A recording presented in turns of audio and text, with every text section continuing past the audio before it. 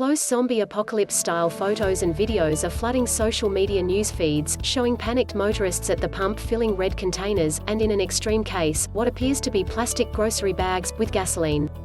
What's going on? Oh, it's just a gas shortage. Here's what's happening. Is there really a gas shortage? Yes, but not everywhere. In the Charlotte, North Carolina, area, 71% of stations were out of gas by Wednesday morning, according to GasBuddy. In the Atlanta area, it was about 59%. Here's why. Operators of the Colonial Pipeline, a major system that delivers fuel to the East Coast, had to shut it down Saturday following a ransomware attack. Following the shutdown, motorists have flocked to stations to top off their tanks. People are filling up at a breakneck pace, said Patrick DeHaan, head of petroleum analysis at fuel savings app GasBuddy, which tracks prices and shortages. There's just no way that stations can stay anywhere near caught up. And neither could GasBuddy, which went offline Wednesday as a record number of users swarmed the site to get information about service stations and prices. Folks feared a gas shortage, and caused it to happen even though pipeline officials have said they expect to substantially restore service by the end of the week. If the pipeline is restored, that should help mitigate some of the fallout.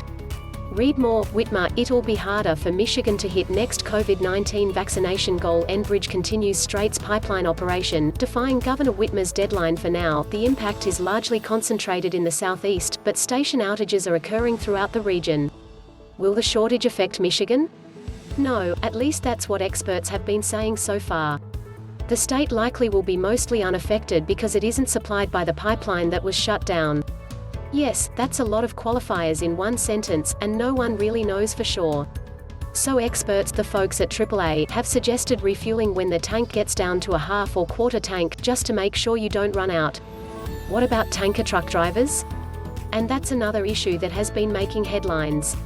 Before the pipeline problems, the pandemic led to fewer people on the roads, which meant gas stations weren't selling as much gas, which meant fewer tanker drivers were needed. The National Tank Truck Carriers Trade Group estimated that between 20% and 25% of gasoline tankers have been parked because drivers have been laid off. But now that demand for gas is coming back, Americans want to fill their tanks, and guess what? There aren't enough drivers to keep gas stations stocked. Who are the essential workers now? Who's behind the cyber attack? Darkseid. Not to be confused with Darkseid, the DC comic book supervillain who, like every supervillain, wants to conquer the universe and ruin everyone's Memorial Day weekend.